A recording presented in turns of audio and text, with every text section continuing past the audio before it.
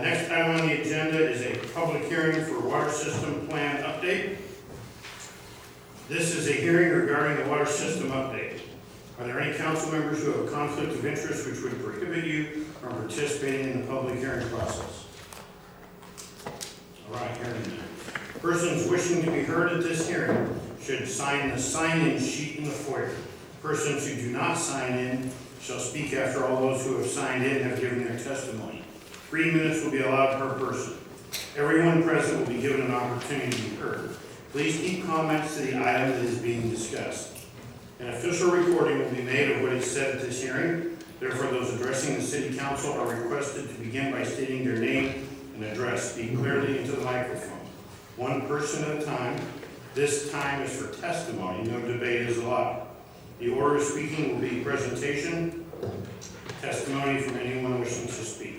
At this time, I'd like to turn it over to Public Works Director, Mr. Gus Lim, for the presentation. Good evening. Let's see, before I kick off the presentation, I'd like to introduce our city engineer consultant, Dominic Miller from Gray Osborne. Essentially do a quick summary of the water system plan. The water system plan is required since we are a utility provider. It's required from multiple RCWs and WAC codes. But in essence, what it is it provides the following things. It gives a summary of what is our water system. It gives some planning information on how much we should be producing it. It does give information on, hey, how do we protect it in the form of in our wellhead protection program, which is similar to a major hazmat spill. The other piece is also in here is a water use efficiency, which means trying to find the leaks and trying to minimize the leaks. The last piece, my favorite part, is the capital improvements. We had a great success over the past couple of years completing multiple projects for our water system. It is essentially booster pumps, variable frequent drives, and telemetry over at Bell Hill. We also have a new chlorination station at Bell Hill, as well as a new wellhead cover at Bell Hill. At Hoffman Hill, we also have booster pump upgrades at that location. It's the other pieces I forgot to mention is also some improvements over at Bell Hill well number 1. We had to replace the motor in the pump that was within there. Before I turn over to Dominic Miller so he can give the highlights in this, he has a 6-slide brief to also talk more in detail about water rights and how do we apply those. But one emerging topic that's come up that we've held the end of September, we held a water quality open house. It's the emerging chemicals of PFAS within our water system. It's typically coming from outside sources. What we may believe is aqueous foam filter that was used in firefighting foam. Unfortunately, PFAS is also all over the place. It's in food wrappers, it's in the carpet, it's waterproofing on our jackets and our boots and what have you. What we've been doing is I've been monitoring our wells since April. So every 2 months, essentially been monitoring our wells. We do have some detections. What's going on nationally is, for PFAS, is there's a health advisory. There is no maximum contaminant level at this point in time, but there's a health advisory, and the health advisory is essentially for those who are the most extreme of health conditions, what they should be looking out for. We are below that health advisory at both Hoffman Hill and Bell Hill, and I'm continuing to track that. And I'm going to be continuing to track that quarterly through the next month. The other thing that we're going to be doing is we're going to be entering or starting a pilot project. And what that pilot project is essentially we're going to create a small treatment plant. The treatment for PFAS is essentially industrial-sized Brita filters, lack of a better term. It's activated carbon. Water comes in from the top. The carbon grabs a hold of it and doesn't let it go. Then clean water comes to the bottom. So this pilot project is essentially a 6-month duration, but it'll probably take us most of 2020 because there's going to be some back and forth with the Department of Health. I got to make sure our regulator is on board with everything that we do. And the result of this pilot study will essentially be design parameters that would go into a future treatment plant if and when we do pursue this. There is future rulemaking that Department of Health is doing. There's going to be a open or a workshop coming up the first week of December that myself and some of the staff will be attending.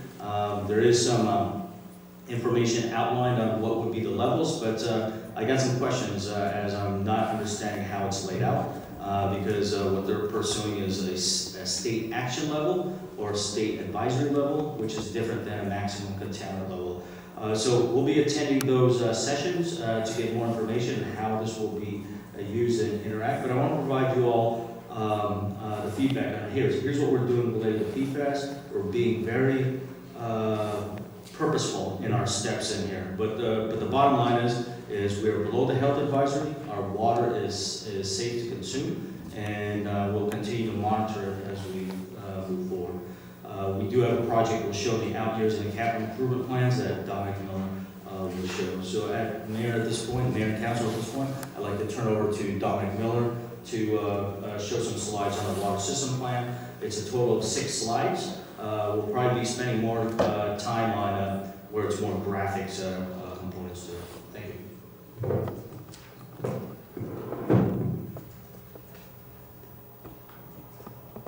Thanks, Gus, and thanks for giving me the opportunity to present some information on your water system.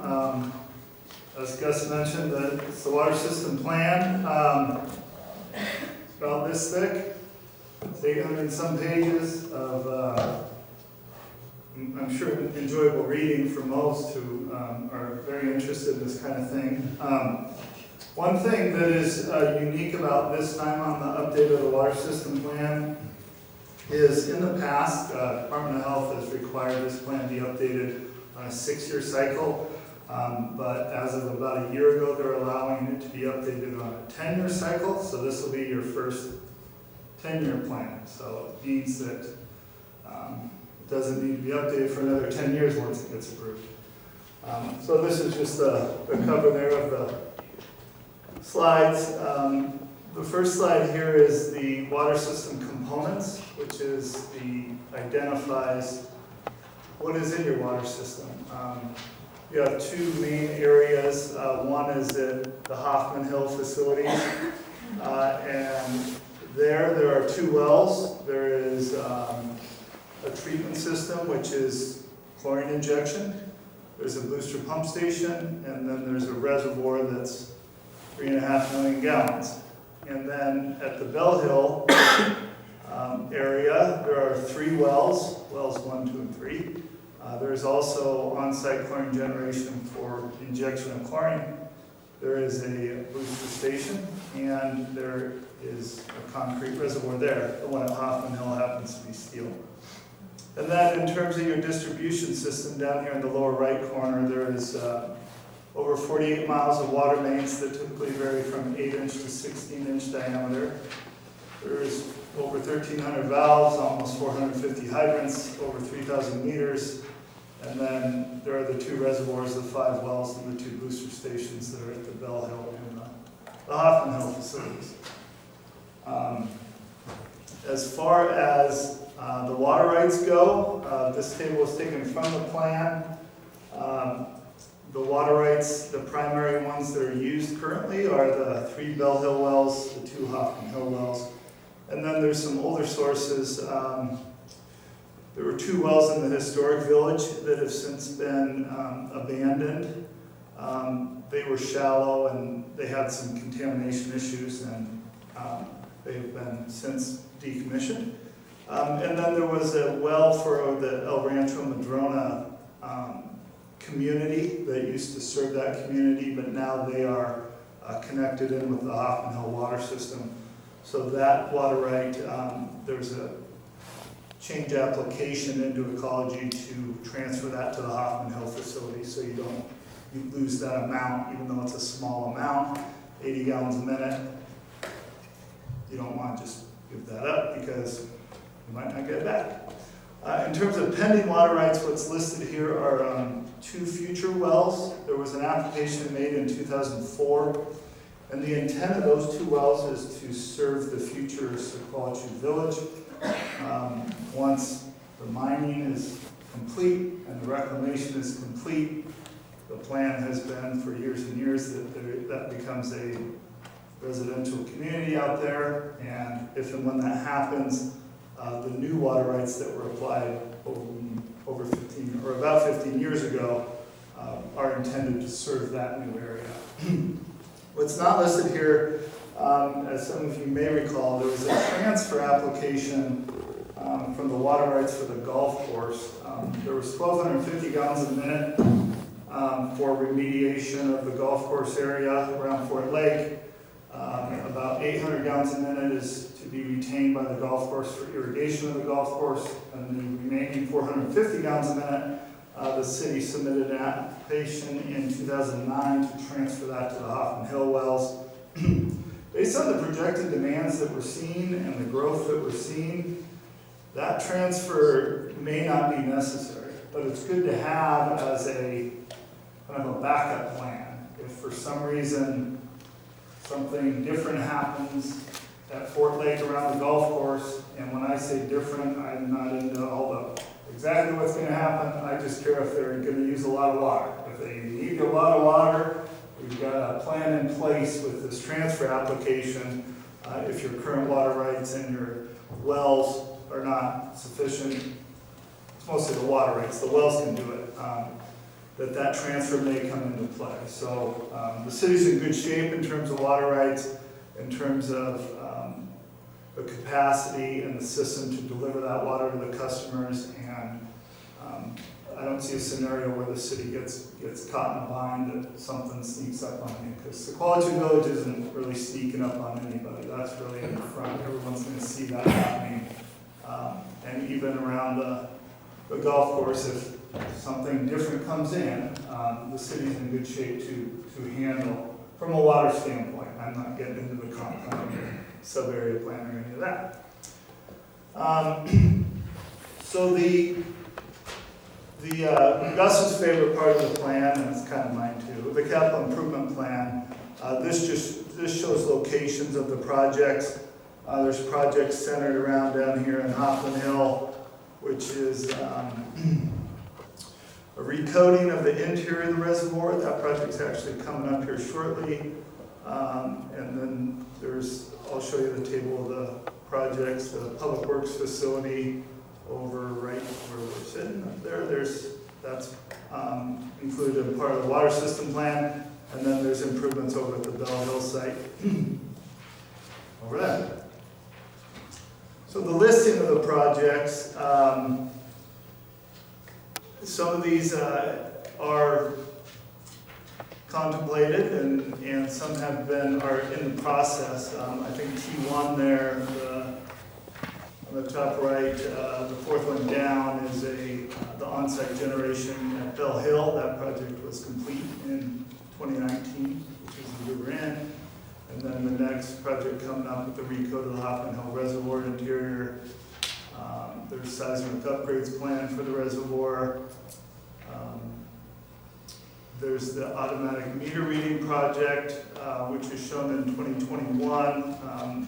That project is anticipated to kick off in 2020 in terms of figuring out which system and which equipment is planned to use on that project. The Public Works facility is shown. And then the 20-year and non-capital improvements are this table 8.2 down on the bottom left.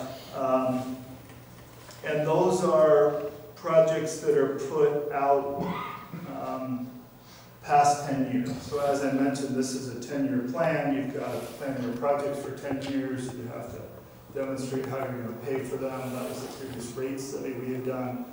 But these projects are beyond 10 years, which are not necessarily ones that are planned for a year, but they're still planned out. And one is to do some iron and manganese treatment for Bell Hill Well 2. That is your one well that has issues with iron and manganese, which are naturally occurring chemicals in the ground that need to be treated for. And then the PFAS treatment facilities, as Gus mentioned, the city's really trying to be proactive, so you're not you're not caught, trying to do a 3-year process when, if you happen to be exceeding the state action levels. And so that $5.9 million price tag is actually the design and construction cost for 2 facilities, one at Hoffman Hill, which is shown there on the right in the photo. Those 6 white circles are intended to be the carbon vessels that have the carbon, and because there's a lot of flow rate that goes through there, they have to treat all the flow. And then a similar facility would be constructed at Bell Hill if the sampling and the state regulations warrant such a construction project. And then there's some non-capital improvements, which are write your consumer confidence report, doing the water system plan update in 10 years instead of 6 years, and some water use efficiency program implementation. One of the focuses of Department of Health, and one of the specific identified purposes of this public hearing are to identify the city's adopted water use efficiency goals. Typically a system with 10% or lower of leakage, it used to be called unaccounted for water, now it's called DSL, distribution system leakage, is to maintain below 10%. The city has typically been in the 6 to 8% range. And the old goal was to maintain below 10% for 6 years, and the new goal is to keep on doing what you're doing and keep it below 10%. The second goal had to do previously with reducing the per residential ERU consumption. An ERU is an equivalent residential unit. It's a way to equivocate between residential properties and, say, commercial uses. And the previous goal was to reduce that by 1% per year. In actuality, it went down, I think, the first 3 years, and then it went back up to what it was in years 4, 5, and 6. So the new goal is to basically, again, maintain the level, not necessarily target getting it down, but just keep operating the system. The city is unique in the sense that it's the bulk of the city is pretty new. At the time that most of the single-family residential units went in, the water efficient fixtures were already a thing, and they were already implemented by and large throughout Northwest Landing, really. So the per residential use, maintaining a flow of 230 gallons per day is the goal. And I have confidence that the city staff and the operation of the system will be able to retain that goal. You want me to go to the last slide here, Gus? Or is there one? You threatened. So if there are questions from the council or staff on this, or if there's something else you read in the plan that you had a question on, feel free to. Not in a public hearing. I understand. Well, I can come back up if there are questions. Paul? Thank you. Have there been any written comments submitted regarding the water system update? No. The written comments can be submitted to the city clerk until the close of the hearing. They'll be entered into the record and sent to city council members. Does anyone wish to submit something in writing? In addition, if anyone has any questions on the subject, please do not hesitate to stop by City Hall during business hours or call our main line, and staff will assist you in getting answers to your questions. I'll now call upon the person signed up on the sheet, sign-in sheet. We have Mr. Lee Chase.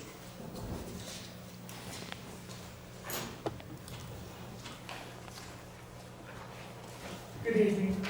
Good evening, Council and Mayor. Lee Chase, 3196 Shaw.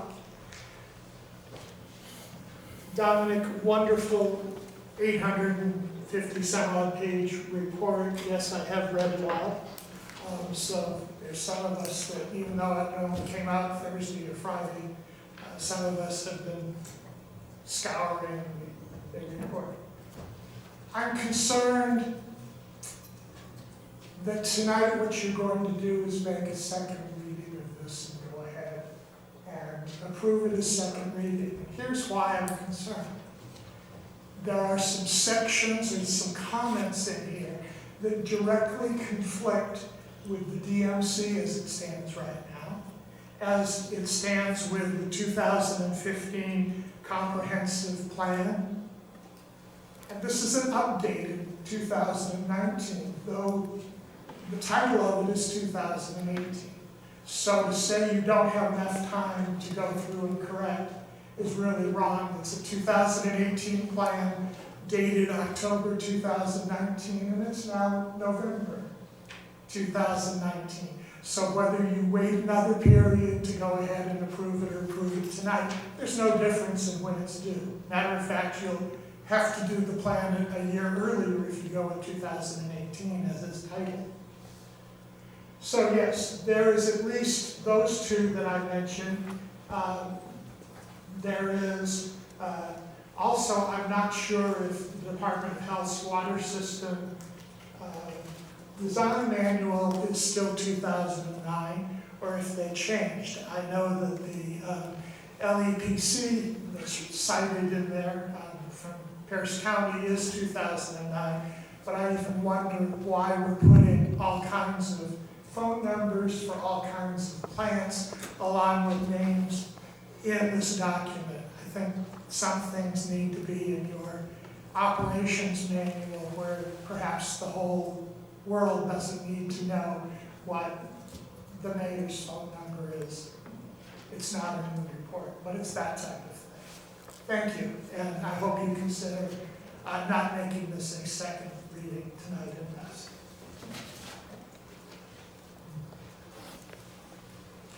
Is there anyone else who has not spoken and wishes to?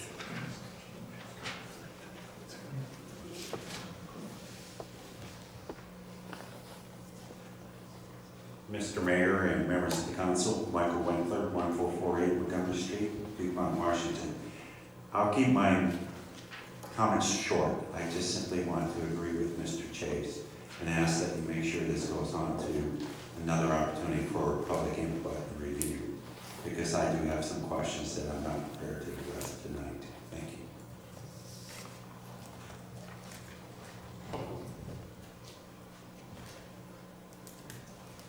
There being no further testimony, I will close the public hearing at 7:27.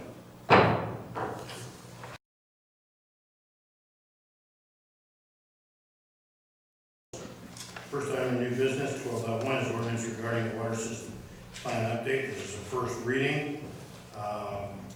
Gus, do you have any more that you want to add to it? Mayor, the only thing to add is process-wise. So this plan has been provided to Pierce County, has provided to our adjacent other water purveyors for their review as well. We had received comments from the Department of Health this June. So this version has incorporation of those comments in there. Process-wise is scheduled this for first reading today, second reading in December the 10th, and then with approval by ordinance or acceptance by ordinance, we then submit it back to to the Department of Health, which will then finalize this plan. Council, if you had any questions, this would be your opportunity. Councilmember Ballard. Thank you, Mayor. Director Lim, I just have three things. One, I noticed that the pump replacement is on the 10-year capital plan. Are those funds covered by any ER&R within your department?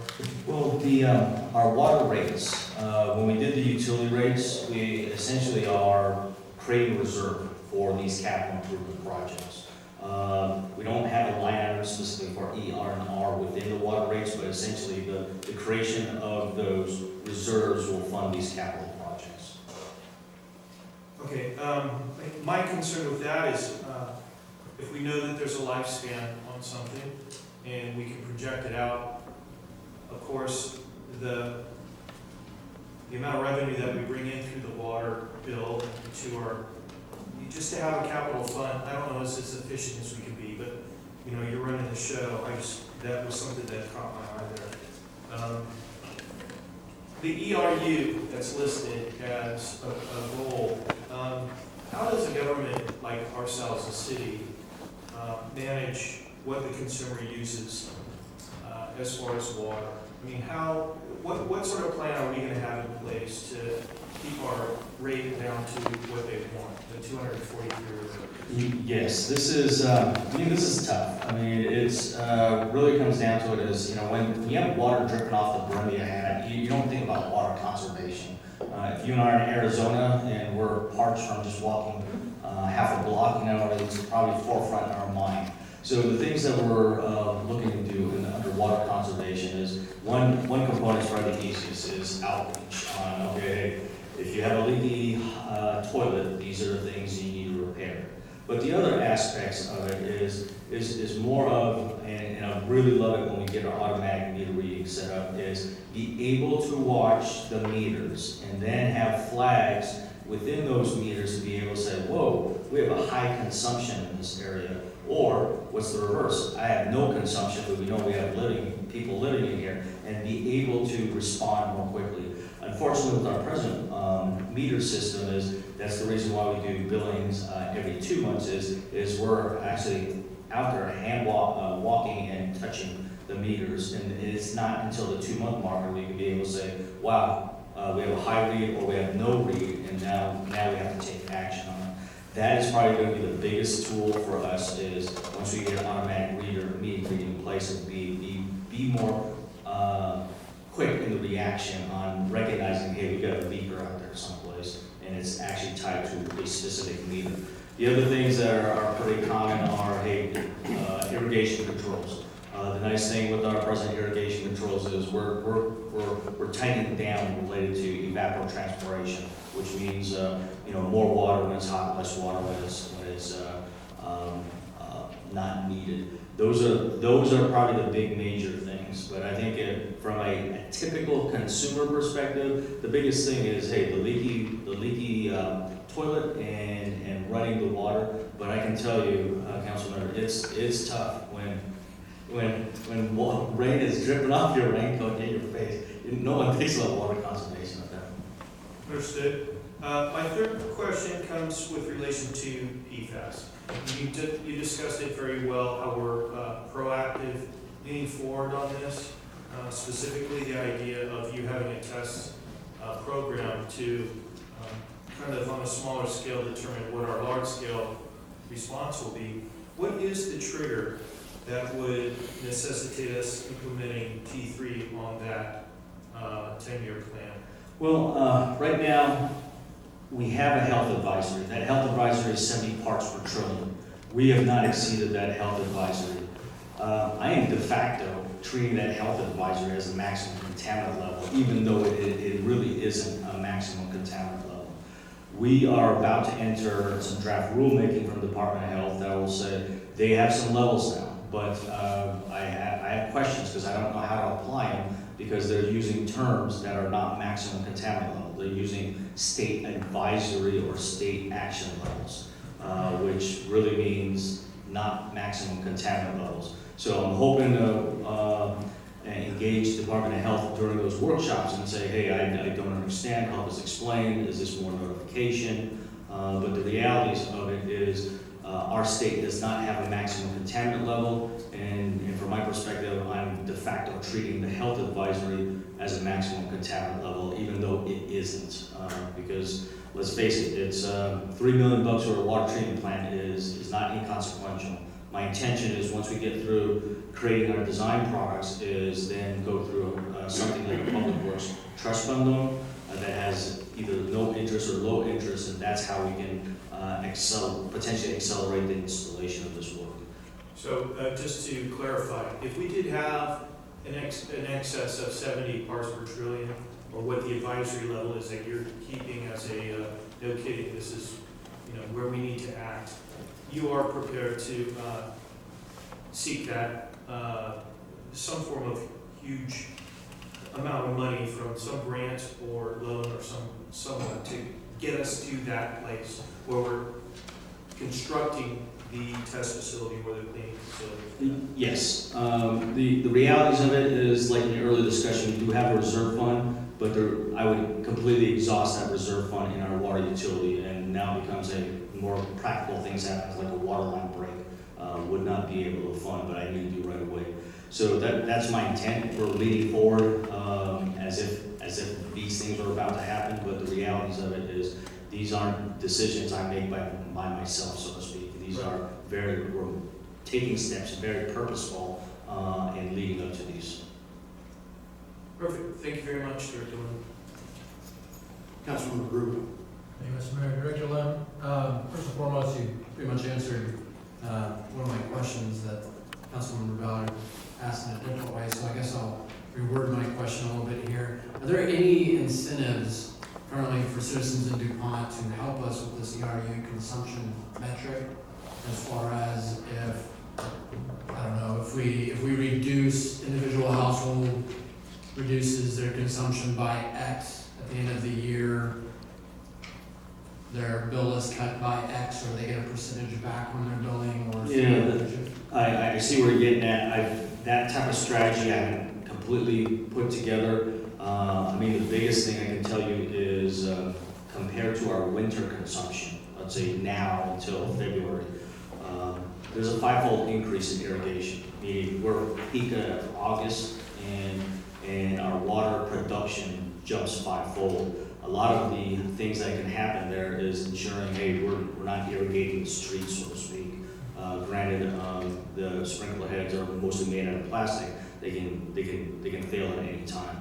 But unfortunately, I don't have ready for you our strategy on, okay, what do you get if you maintain this certain level? Unfortunately for us is I need the automatic meter reading system to really be engaged, so that I can do the incentives, like, hey, you get a discount on your next bill, or hey, you get an iPad or something like that. But there, unfortunately, at this point, it's too much in the rear view mirror, so to speak, with our how we do meter reading. My other question with that is in regards to ERU, possibly working with our local ROA here to establish some sort of parameters that we would consider drought conditions for the city. I know that, don't get me wrong, I enjoy the ROA and I enjoy the protections of the ROA in regards to green grass in the city. Okay, I'm not jumping on that cross. I know where you're looking at me down there. It's okay. That being said, I really do feel it's pertinent that some of this ERU is based solely upon keeping our grass green. So I think it's imperative that we consider conversation with ROA to possibly put some sort of stopgap measure in when unfortunately the season tends in that direction. Yes. So, and then the other question I had in regards to the presentation tonight was, you've used terminology a handful of times. I just wanted to give you an opportunity to possibly explain to us as the layman what you mean by exactly what you mean by advisory levels and contaminant levels. So would you mind giving us an example of those? Oh, yes, maximum contaminant level, we have it right now. So copper, lead and copper, I'm trying to remember, like copper is 1.3 parts per million, having a maximum contaminant level. Usually, copper is not in the water, so it's a leaching aspect with other components. Just so I happen to the number I have in my mind.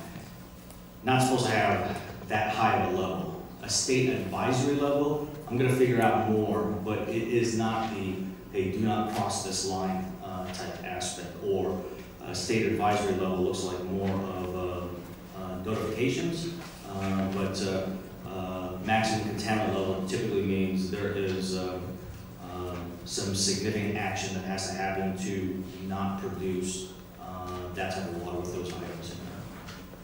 I'm sorry, I'm not sure I gave you an answer. You did, Director Lund. Thank you very much. Councilmember Bruce. Yes, I have a question on the Hopkins Hill Reservoir. There's notice regarding, there's 100K dedicated in 2018 for seismic activity protections, as well as 109K for 2020. I was wondering if you could just review, as far as expectation management, to what degree or the magnitude can we sustain from the Cascades Subduction Zone seismic activity where we would be protected? What's that threshold that we expect these seismic activity protections to protect us against X seismic activity? Okay. Mr. Dominic Miller, if you can chime in if you at this point. Those seismic improvements that we identified are more for isolating the reservoir with the distribution system. I don't have the exact, okay, is it a 4.2 or 5.6 earthquake that comes in, but what I do know is there will be isolation valves that would get engaged so that the vessel, which is the reservoir, would just stay intact. Because the concern is when you have a seismic event, that in the distribution system where you have a line break, and I'm just spitting water all over the place at that point. So that's what the intent of it is isolated. It's almost like a circuit breaker in your house. Is you get a electrical spike in your building, and the electrical system will protect itself by opening the circuit and not allowing anything else. So that's the intent of this. Unfortunately, I just don't know what, if it's 4.2, 6.5, or any other number. Mr. Miller, I'm not sure if you would have more details along those. I don't believe I have much more, but as Gus describes it, it's really protecting the storage so you don't get a main break and your storage is gone. So the upgrade has to do with, it's called a seismic valve, that when it senses an earthquake that is thought to cause main breaks, essentially shuts the valve and keeps all the water in the reservoir. So if there are breaks, it retains your storage for if there happens to be a fire following that event. So it's really the seismic regulations have gotten more strict. There are also the other risk in terms of steel reservoirs, which Hoffman Hill is the sloshing of the water. You can have failure at what's kind of the top knuckle, which is rounded and welded, but you can still have a failure there. So part of that is going to be the city may need to operate a couple feet lower of the water surface level so it doesn't, those forces don't cause a failure in that regard.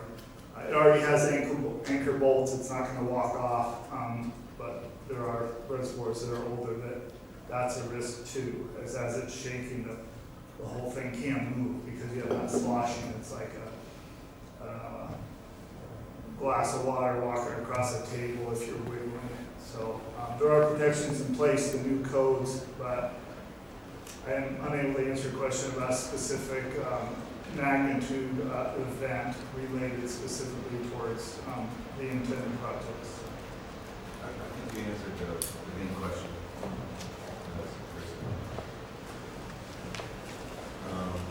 One other question is just as far as this plan, I'm just looking at whoever can answer this. Are we required to, by law, to have the plan submitted by X date? And what is that date? Well, technically, I was supposed to submit this by end of 2018. We started this process in 2018. It just took us longer. We did receive comments from Department of Health June of 2019 of this year. They know we're working on it. There's no penalty associated with this. There would be a penalty if I was not doing anything and completely not responding to them. But the fact that they know that we received their comments, we're wrapping up the plan, there's a high confidence with us to complete the plan. But the requirement is all by the RCW and WAC and Department of Health departments.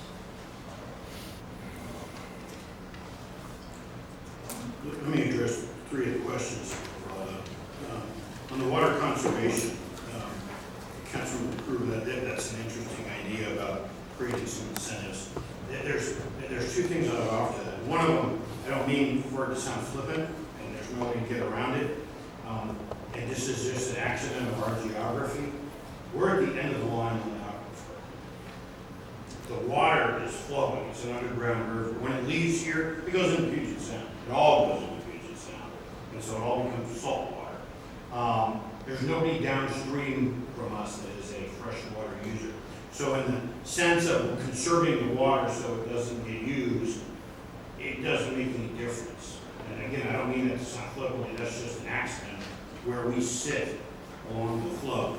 But from an individual homeowner or business, there's obviously interest in being more efficient. I would just offer, we have a local businessman who talked to me about a more efficient irrigation system. And I put it in 2 years ago, and I monitored my usage and compared it. It paid for itself in the first year. And what it does is it talks to the local weather station, which happens to be Gray Army Air Force.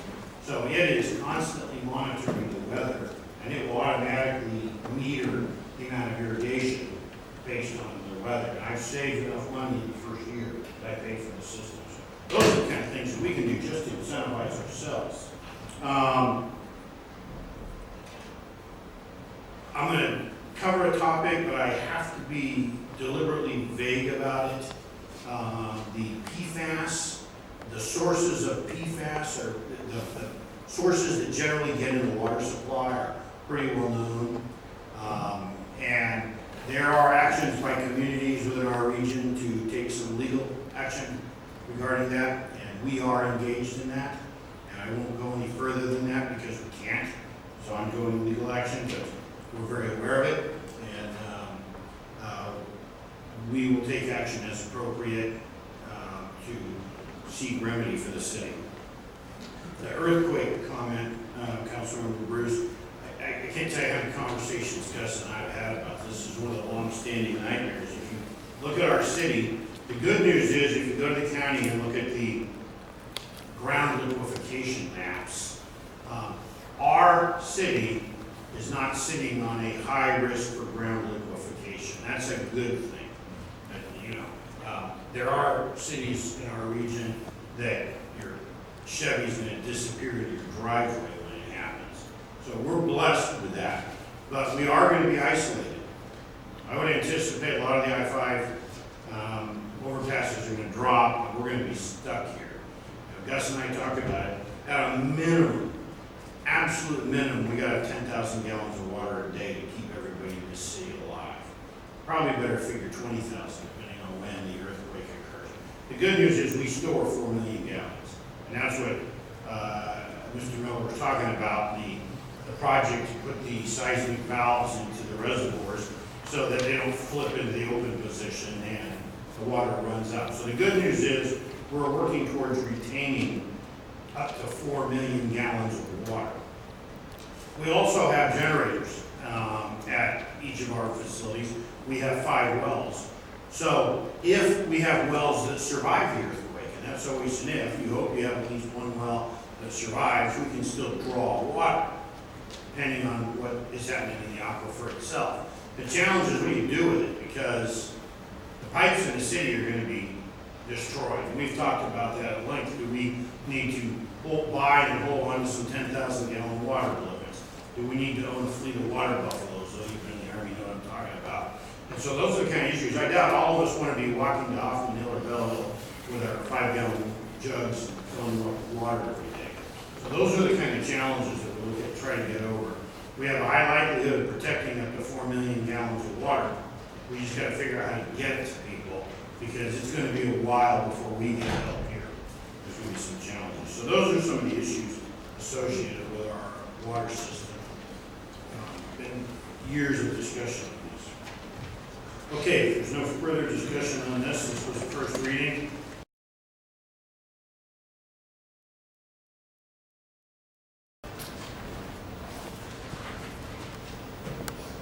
Mr. Mayor, members of the council, again, Michael Winkler, 1448 Montgomery Street, DuPont, Washington. Thank you for not moving the one issue here to a second reading, so I feel comfortable, though, at this time sharing my concerns and my thoughts. As you address the potential concern of PFAS levels and a need for research, I feel compelled to remind all of you of the February 18, 2019 letter that I sent each one of you. In that letter, I warned all of you about using non-voter debt guaranteed by our water rates to fund the building of a new public works facility. As shared in that letter, I understand the need for a new public works facility. However, I caution all of you of approving non-voter debt guaranteed by our water rates to build a facility. It is, in my opinion, identical to what occurred with the building of this facility. In my letter, I caution each of you about using funds for the facility unless you could guarantee that you would not need another water rate increase for the next 25 to 30 years, which was the proposed rate of the bond for the facility. With that shared, it doesn't appear that you can guarantee that anymore. And it's important that you take into account when you look at potential upcoming expenses that you've already increased our rates recently and used them for other needs to maintain our water system, specifically the plan for a building. With that shared, I ask that all of you keep that in mind. Thank you.